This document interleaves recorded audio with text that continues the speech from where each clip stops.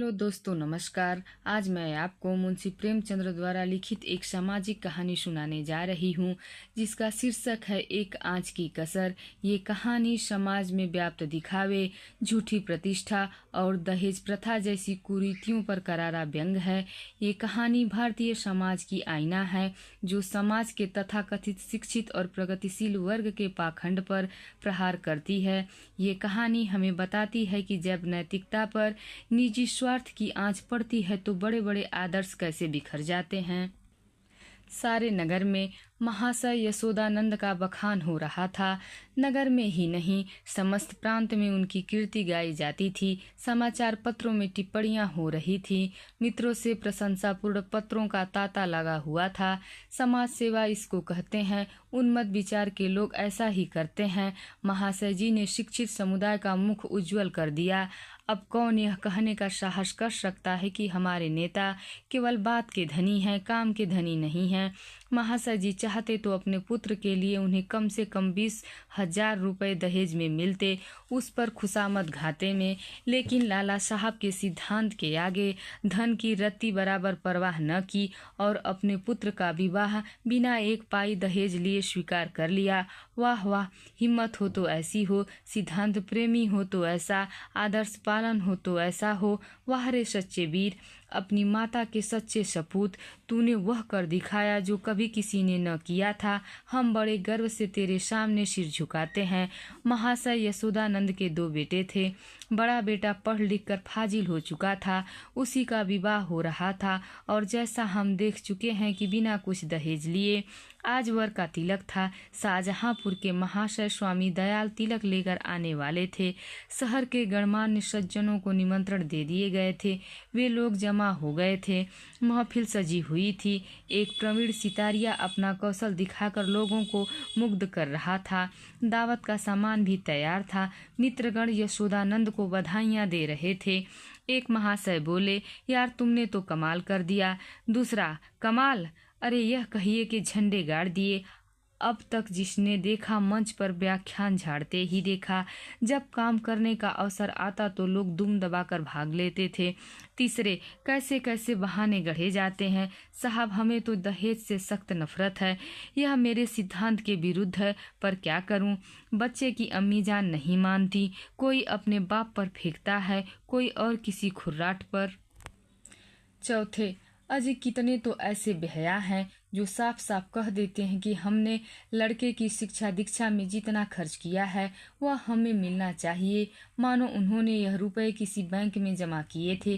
पांचवें, खूब समझ रहा हूँ आप लोग मुझ पर छींटे उड़ा रहे हैं। इसमें लड़के वालों का ही सारा दोष है या लड़की वालों का भी कुछ है? पहले, लड़की वालों का क्या दोष है सिवाय इसके कि वह लड़की का बाप है? दूसरा, सारा दोष ईश्वर का है जिसने लड़कियां पैदा की। पांचवा, मैं यह नहीं कहता कि न सारा दोष लड़की वालों का है न सारा दोष लड़के वालों का। दोनों ही दोषी हैं। अगर लड़का वाला कुछ न दे तो उसे यह शिकायत करने का तो कोई अधिकार नहीं है। अगर लड़की वाला कुछ न दे तो उसे यह शिकायत करने का कोई अधिकार तो नहीं है कि डाल क्यों नहीं लाए, सुंदर जोड़े क्यों नहीं लाए, बाजे गाजे और धूमधाम के साथ क्यों नहीं आए, बताइए। चौथे, हाँ, आपका यह प्रश्न गौर करने के लायक है। मेरी समझ में तो ऐसी दशा में लड़के के पिता से यह शिकायत न होनी चाहिए। पांचवें, तो यूँ कहिए कि दहेज प्रथा के साथ ही डाल गहने और जोड़ों की प्रथा भी त्याज्य है। केवल दहेज को मिटाने का प्रयत्न करना व्यर्थ है। यशोदानंद, यह भी लेम एक्सक्यूज है। मैंने दहेज नहीं लिया है, लेकिन क्या डाल गहने न ले जाऊंगा? पहले, महाशय आपकी बात निराली है। आप अपनी गिनती हम दुनिया वालों के साथ क्यों करते हैं? आपका स्थान तो देवताओं के साथ है। दूसरे, 20,000 की रकम छोड़ दी, क्या बात है? यशोदानंद, मेरा तो यह निश्चय है कि हमें सदैव प्रिंसिपल पर स्थित रहना चाहिए। प्रिंसिपल के सामने मनी की कोई वैल्यू नहीं है। दहेज की कुप्रथा पर मैंने खुद कोई व्याख्यान नहीं दिया, शायद कोई नोट तक नहीं लिखा। हाँ, कॉन्फ्रेंस में इस प्रस्ताव को सेकंड कर चुका हूँ और इसलिए मैं अपने को उस प्रस्ताव से बंधा हुआ पाता हूँ। मैं उसे तोड़ना भी चाहूँ तो आत्मा न तोड़ने देगी। मैं सत्य कहता हूँ, यह रुपए ले लूँ तो मुझे अपनी मानसिक वेदना ऐसी मालूम होगी, शायद मैं इस आघात से बच ही न सकूं। 5वां, अब की कॉन्फ्रेंस आपको सभापति न बनाए तो उसका घोर अन्याय है। यशोदानंद, मैं यह रुपए ले लूं तो मुझे इतनी मानसिक वेदना होगी कि शायद मैं इस आघात से बच ही न सकूं। यशोदानंद, मैंने अपनी ड्यूटी कर दी, उसका किरगनीश हो या न हो मुझे इसकी परवाह नहीं। इतने में खबर हुई कि महाशय स्वामी दयाल आ पहुँचे। लोग उनका अभिवादन करने को तैयार हुए। उन्हें मसनद पर ला बैठाया गया और तिलक संस्कार आरंभ हो गया। स्वामी दयाल ने एक ढाक के पत्तल पर नारियल, सुपारी, चावल, पान आदि वस्तुएं वर के सामने रखी। ब्राह्मणों ने मंत्र पढ़े, हवन हुआ, वर के माथे पर तिलक लगा दिया गया। तुरंत घर की महिलाओं ने मंगलाचरण गाना शुरू किया। यहाँ महफिल में महाशय यशोदानंद ने एक चौकी पर खड़े होकर दहेज की कुप्रथा पर व्याख्यान देना शुरू किया। व्याख्यान पहले से लिखकर तैयार किया गया था। उन्होंने दहेज की ऐतिहासिक व्याख्या की थी। पूर्व काल में दहेज का नाम भी न था। महाशयों, कोई जानता ही न था कि दहेज या ठहरौनी किस चिड़िया का नाम है। सच मानिए, कोई जानता ही न था कि ठहरौनी क्या चीज है। क्या चीज है? पशु है या पक्षी? आसमान है या जमीन में? खाने में है या पीने में? बादशाही जमाने में इस प्रथा की बुनियाद पड़ी। हमारे युवक सेनाओं में सम्मिलित होने लगे। वह वीर लोग थे, सेनाओं में जाना गर्व की बात समझते थे। माताएं अपने दुलारों को अपने हाथों से शस्त्रों से सजाकर रण क्षेत्र में भेजती थीं। इस प्रकार युवकों की संख्या कम होने लगी और लड़कों का मोल तोल शुरू हुआ। आज यह नौबत आ गई है कि मेरी तुच्छ महातुच्छ सेवा पर पत्रों में टिप्पणियां हो रही हैं, मानो मैंने कोई असाधारण काम किया है। मैं कहता हूँ, अगर आप संसार में जीवित रहना चाहते हैं तो इस प्रथा का तुरंत अंत कर दीजिए। एक महाशय ने शंका की, क्या इसका अंत किए बिना हम सब मर जाएंगे? यशोदानंद, अगर ऐसा होता तो क्या पूछना था, लोगों को दंड मिल जाता और वास्तव में ऐसा ही होना चाहिए। यह ईश्वर का अत्याचार है कि ऐसे लोभी, धन पर गिरने वाले, बुर्दा फरोश, अपनी संतान का विक्रय करने वाले नराधम जीवित हैं और सुखी है। समाज उनका तिरस्कार नहीं करता, मगर वह सब बुर्दा फरोश हैं इत्यादि। व्याख्यान बहुत लंबा और हास्य से भरा हुआ था।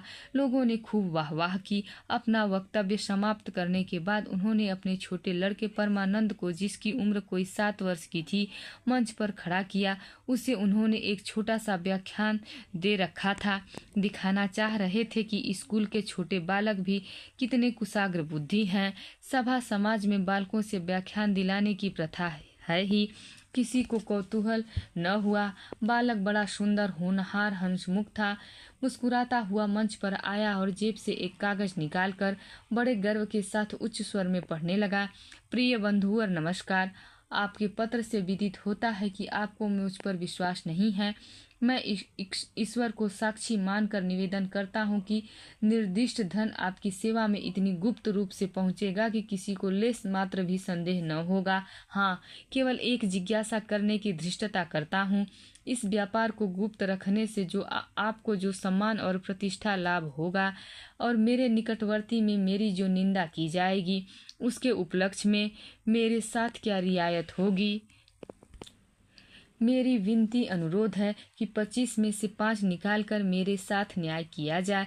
महाशय यशोदानंद घर में मेहमानों के लिए भोजन परोसने का आदेश करने गए थे। निकले तो यह वाक्य उनके कान में पड़ा, 25 में से 5 निकालकर मेरे साथ न्याय कीजिए। चेहरा फक हो गया।